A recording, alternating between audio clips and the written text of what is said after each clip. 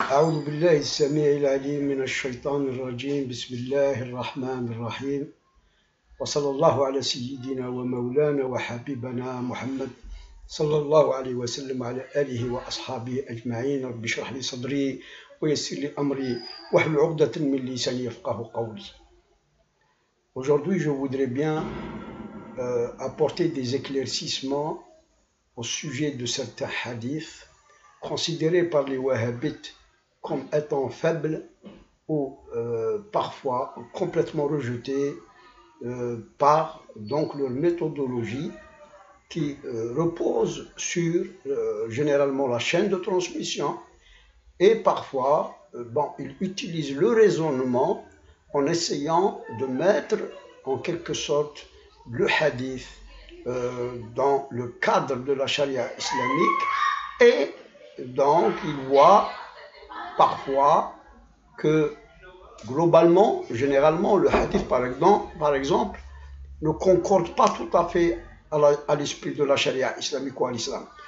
Donc cette deuxième méthode, elle est absolument acceptable et acceptée si seulement le hadith entre en contradiction avec donc les principes canoniques de l'islam, avec la charia elle-même.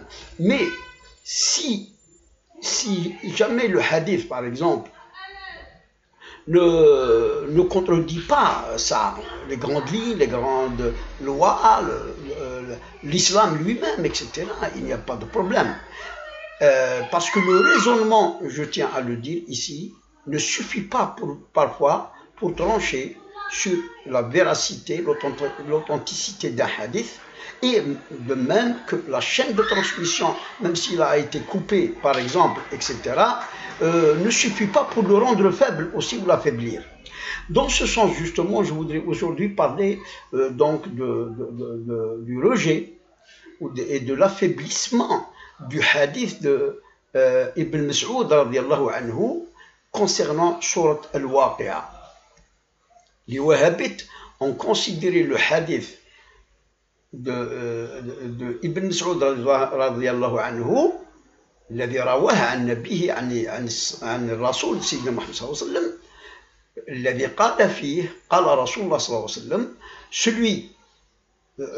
celui qui lit Surat Al-Waqi'a chaque nuit sera préservé de la pauvreté et il ne tombera jamais dans le besoin chez les autres ou la mendicité, entre parenthèses. Ce hadith, par exemple, Nasruddin al-Albani et même Ibn Baz l'ont rendu faible. Ils l'ont rendu faible comment? Ils l'ont rendu faible parce que tout simplement, il paraît que la chaîne de transmission est coupée, n'est pas donc remonte pas à la source. Bon, enfin, ils ont eu leur méthode et leurs arguments pour trancher sur ce hadith. Finalement, voyez-vous, ça c'est vraiment mesquin et c'est pauvre comme démarche pour décider de rejeter ou d'affaiblir un hadith du prophète. Il faut dire que surtout dans les sunan, d'Ibn Majah, d'Al-Bayhaqi, de Nasa'i, de Abu Daoud, etc. Les sunan particulièrement, il y a plein de hadiths qui apparaissent effectivement étranges. Mais il y a aussi dans la question de la chaîne de transmission donc une faiblesse, effectivement, ou entrecoupée, coupée, etc. Mais le problème, c'est-à-dire de l'islam vis-à-vis de ces décisions de soi-disant savants, entre parenthèses, est très grave parce que quand un hadith, par exemple, comme celui-là, concernant Surat Al-Waqi'a, il est dit, ce hadith, il le considère par exemple comme faible. Mais ça, c'est donc du point de vue de la chaîne de transmission et du point de vue de quel autre point de vue? Parce que si c'est uniquement la chaîne de transmission, ce n'est pas suffisant. Parce que le hadith lui-même ne contredit pas l'islam, ne contredit pas la charia islamique. Au contraire, il oriente vers un bienfait. Il oriente vers donc une bénédiction, une grâce de sorte al-Waqi'a. Et le fait de le dire, imaginez-vous, hein, moi je ne tranche pas, je propose des idées, ma réflexion aussi. Imaginez que ce hadith est vrai, il est authentique. Et je considère personnellement que c'est un vrai hadith. Il est authentique et vrai. Il provient de Sayyidina Muhammad sallallahu alayhi wa sallam. Imaginez que ces gens-là, avec leur méthode, leur raisonnement limité, juste littéraliste, exotérique, ils ont dit qu'il est faible ou certains l'ont rejeté. Vous savez que c'est une très grande responsabilité auprès de Dieu de décider comme ça, de dire ces choses. Parce qu'il y a beaucoup de musulmans qui suivent les wahhabites, par exemple, ils vont donc ne pas croire à ce hadith. Non seulement ils ne vont pas croire, ou bien ils ne vont pas le prendre en considération, mais il y a pire, c'est qu'il y a des bienfaits cachés et que ces juristes, nouveaux juristes, hein, des temps modernes, parce que dans le passé, il n'y a pas eu ça, hein, surtout dans les 3 premiers siècles de l'islam, et les grands savants de cette époque, l'âge d'or de l'islam, il n'y a pas eu les gens qui ont, par exemple, rendu faible ou faux, ou rejeté ce hadith, par exemple. C'est maintenant, il y a de nouveaux savants, hein, qui, je ne sais pas, croient que leur raison dépasse et arrive à discerner, hein, tous les secrets, les mystères du Coran, des hadiths du prophète Mohammed sallallahu alayhi wa sallam, et que par leur raison, ils arrivent à percer même l'imperceptible, le caché, l'ésotérique, l'occulte, à travers le Coran, à travers le hadith de notre prophète Mohammed sallallahu alayhi wa sallam. Imaginez tout simplement que le Waqi'a, donc si ce hadith est en vrai, donc ces décisions privent et éloignent les musulmans d'un bienfait que notre prophète Mohammed sallallahu alayhi wa sallam nous a recommandé, nous a montré. Maintenant, le fait que le hadith ne contredit ni la charia, ne contredit pas l'islam, etc., pourquoi ne pas utiliser ou suivre, obéir au prophète et le faire? Certes, c'est vrai que les gens qui ont besoin de ça, c'est des gens pauvres, hein, les gens qui ont un problème justement de risque, de moyens de subsistance. Ils sont juste, par exemple, ils ont juste de quoi survivre, je dirais, pas vivre. Hein. Et là, ces gens-là, quand ils sont musulmans, quand ils voient ce hadith, ils l'appliquent. Et ils l'appliquent, et la majorité, effectivement, qui l'ont appliqué, ont au moins été préservés de la mendicité, préservés d'aller chez les autres demander de quoi manger, etc. Mais effectivement, il y a des égarements partout, il y a des dépassements partout. Maintenant, en plus de ces wahhabites dont on a parlé, et leurs pauvres décisions, pauvres démarches pour statuer sur la véracité, l'authenticité d'un hadith, ou le rejeter, ou le considérer comme faible, etc. La deuxième catégorie de soi-disant savants ou de philosophes qui ont donc créé aussi de la difficulté en islam, c'est ceux qui ont, par exemple, au lieu de suivre et obéir au prophète, ont créé de nouvelles méthodes pour essayer d'avoir cette grâce et cette bénédiction ou ces clés pour augmenter ses biens, augmenter son argent, hein, ses ressources, etc. pour vivre. ils ont créé des méthodes que le prophète n'en a jamais parlé et n'a pas cité. Je cite entre autres. Il y a certains donc de ces particulièrement soufis, des soufis, d'autres c'est des gens qui ont mélangé entre la magie et la sorcellerie, ils ont introduit l'islam, ils ont malaxé, ils ont fait sortir des choses que ni Dieu ni son prophète n'ont donc recommandé ou n'ont donc essayé de conseiller aux musulmans. Ces gens-là ont par exemple, dit que Sourate al-Waqi'a, il faut la lire par exemple dans un seul lieu, après avoir donc invoqué 100 fois le pardon de Dieu, astaghfirullah, astaghfirullah, astaghfirullah, puis on dit 100 fois, c'est-à-dire les prières sur notre prophète 100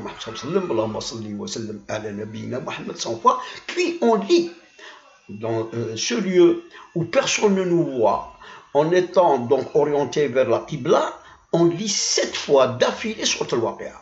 Et ceci, ils ont aussi même déterminé des moments dans la journée, tels qu'après l'Asr, avant de dormir, etc. D'autres ont été encore plus loin. Ils ont parlé de la lecture de Sourate al-Waqi'a 14 fois. Donc avec cette introduction avec l'istighfar et salawat al-Nabi.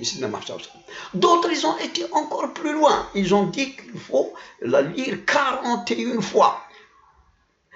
Et ceux qui trouveraient cette méthode de 41 fois trop lourde, qu'ils la divisent par 6 ou par 7. C'est-à-dire qu'il y a donc 41 fois, c'est 7 jours, sauf qu'une seule fois, on la lirait 6 fois seulement. Tout ça, vraiment, ça ce n'est pas du prophète. Donc ça provient de gens, de philosophes, de soufis, de mystiques, je ne sais pas, de chercheurs. Personnellement, je ne suis pas du tout d'accord avec ces méthodes. Parce que Dieu dit dans le Coran, wa ati'u Allah wa ati'u Rasoul. Pas plus. Parce que dans l'autre verset où Dieu dit wa ati'u Allah wa ati'u Rasoul wa ulil amri minkum, ce deuxième verset parle des gouverneurs, parle de ceux qui gèrent les biens de la communauté, parle donc des rois, etc., de ceux qui ont le pouvoir sur vous. Et ça, c'est dans une question donc sociologique, politique, etc. Parce qu'il faut que nous obéissions donc aux commandements, aux décisions, à la politique, etc., du gouverneur, du président, etc., etc. Mais ça, c'est dans un cadre, il est bien dit, sociologique, politique, socio-économique, etc., etc. Mais Ulil Amr ici ne sont pas du tout les gens de la religion. Parce que dans le premier verset, wa ati'u Allah wa ati'u Rasoul. En dehors de cette obéissance à Dieu et au prophète on risque de rentrer dans le shirk, dans l'idolâtrie subtile, dans l'associationnisme, quel qu'il soit, même si vous suivez aveuglement un savant, par exemple un philosophe, et surtout dans le soufisme, si vous suivez un maître spirituel, par exemple, là, franchement, vous avez mis un pied dans l'associationnisme, dans l'idolâtrie, etc. Parce que ici, le verset, il est clair, il ne faut pas chercher plus. Obéissez à Allah et à son prophète Mohammed sallallahu alayhi wa sallam, pas plus. Donc les gens qui ont amené ces innovations et qui ont donc complexifié, je dirais, le hadith, où il est dit tout simplement qu'il faut la lire une seule fois après Salat al-Isha la nuit. Cela suffirait. Pourquoi maintenant rendre complexe, difficile pour bénéficier de sa baraka, alors que le prophète, il l'a dit simple. Et personnellement, je suis prophète. Pourquoi je suivrai celui qui a dit qu'il faut la lire 7 fois, 41 fois, 14 fois? Et là, c'est le grand problème. Tout ça, c'est parce que ces répétitions, ce nombre déterminé, tout ça se trouve dans les grands livres de la sorcellerie, de la magie. Et attention, même dans le soufisme, certaines litanies sont rejetées, même c'est donc soi-disant philosophes qui vous disent de répéter 1000 fois, par exemple, Isma Allah ou la Isma Ho. Tout ça, attention, et là, c'est une découverte récente, hein, ça fait pas longtemps, il y a des démons, subhanallah, des djinns, qui guettent ces gens-là, parce qu'ils font des choses que le prophète n'a pas dit, que Dieu lui-même n'a pas dit. Comment, par exemple, tu peux dire 10 000 fois, 10 000 fois Allah? C'est vrai, déjà même après juste 100 fois, 300 fois, hein, si on continue, il y a, et ça c'est une expérience personnelle, parce que j'ai fait ces expériences, il y a une sorte, je ne sais pas, de fatigue mentale, et une sorte, je ne sais pas, d'influence sur l'âme, hein, et sur la raison, par ces répétitions trop longues, trop lourdes pour donc le psyché. Et alors, il y a comme donc des illusions qui se créent. Et il y a comme aussi des égarements, hein, de raison, hein, qui se créent par ces pressions sur donc le cœur, sur l'âme, sur la raison. Parce que, comme l'a dit Sayyidina Muhammad sallallahu alayhi wa sallam, en islam, il faut rester dans le médian, dans le milieu, dans le juste milieu. Il ne faut pas être extrémiste, et là c'est l'égarement. Vous pouvez donc être emporté, envoûté par cet extrémisme qui peut donc vous faire basculer dans l'associationnisme, dans la mécréance. Et il ne faut pas être aussi trop laxiste du fait qu'il y a beaucoup de choses dans la sunna, par exemple, qu'on peut faire et qu'on doit faire pour essayer de s'élever toujours spirituellement et se rapprocher de Dieu subhanahu azza wa jalla. Donc aujourd'hui, moi ce que je voudrais dire à propos de Surat al-Waqi'a particulièrement, que tout d'abord, en ce qui concerne donc le rejet ou l'affaiblissement de ce hadith, il ne faut pas du tout en tenir compte. Il faut donc obéir au prophète. Il faut considérer le hadith d'Ibn Mas'ud comme étant véridique, authentique, acceptable du fait qu'il ne s'oppose pas à la charia. Au contraire, il appelle à un bienfait, il appelle donc à la lecture du Coran. Supposons, et moi je crois à la baraka de Surat al-Waqi'a. Supposons tout simplement, par exemple, qu'il n'y a pas de baraka, il n'y a pas de clé pour les biens, pour s'enrichir, pour augmenter ses biens, pour être toujours à l'aise financièrement, par exemple. S'il n'y a pas ça, on a au moins gagné la lecture du Coran. Chaque harf, et donc tu le rétribues par des dizaines et des centaines de hasanat. Surat al-Waqi'a comporte 99 versets, imaginez avec chaque harf combien de hasanat. Si on reste uniquement déjà en lisant la sourate, déjà on a beaucoup de biens à gagner. Par exemple, hein, mais attention, Surat al-Waqi'a comporte bien des secrets. Je suis dessus depuis un certain temps. Et récemment, dans une retraite spirituelle, j'ai eu des inspirations là concernant le secret ésotérique de Surat al-Waqi'a. Je ne peux pas le révéler aujourd'hui. D'ailleurs, il ne me l'est pas permis. D'ailleurs, il y a plus de 20 ans, plus de 25 ans je crois, j'ai lu chez un philosophe et un saint, un wali d'Allah, qui a dit que dans Surat Yasin, dans son cœur, se trouve Ismullah al-A'zam, donc le nom sublime d'Allah ineffable, par lequel si on le priait, notre prière serait exaucée dans un clin d'œil.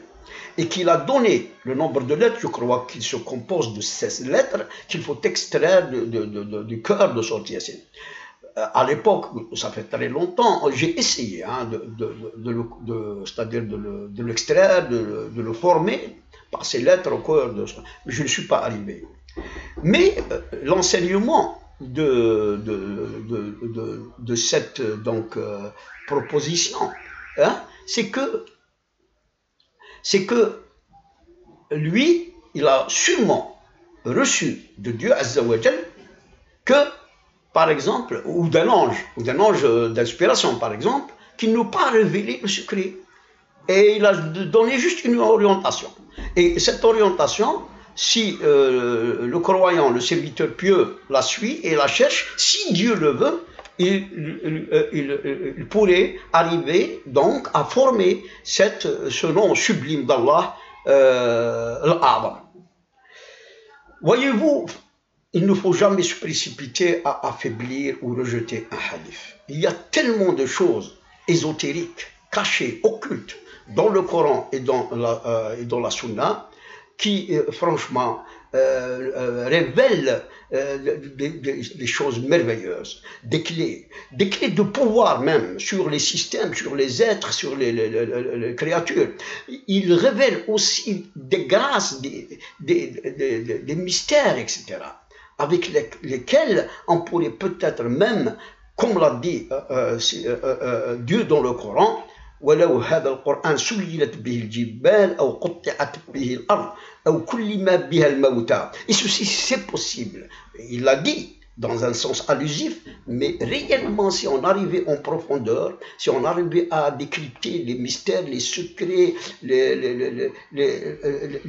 sur quoi ont été établis et fondés les versets, leur combinatoire, leur relation avec le système universel, le cosmos, etc., peut-être qu'on atteindrait des niveaux où on pourrait peut-être non seulement marcher sur l'eau, mais marcher sur l'air, comme l'a dit Sayyidina Muhammad sallallahu alayhi wa sallam, à propos de Sayyidina Isa alayhi salam, quand les compagnons lui ont dit, si Jésus, celui la paix, a dit, si vous étiez dans la certitude dans laquelle je suis, vous marcherez sur l'eau.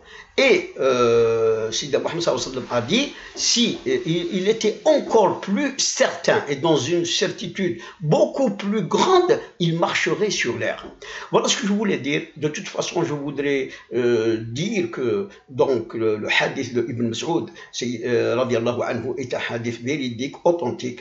Il faut donc le pratiquer, pourquoi pas. Dieu subhanahu wa ta'ala est clément, il est généreux, il est donc pardonneur, et il pourrait, avec donc la pratique de cette lecture de Sourate Al-Waqi'a après Salat al-Isha, vous ouvrir les portes de sa bienfaisance, de sa miséricorde, et donc augmenter et vous rendre à l'aise au plan financier, au plan donc des biens matériels dont vous avez besoin. الحمد لله رب العالمين والصلاة والسلام على سيدنا ومولانا وحبيبنا محمد صلى الله عليه وسلم وعلى آله وأصحابه أجمعين وسلام على المرسلين والسلام عليكم ورحمة الله تعالى وبركاته.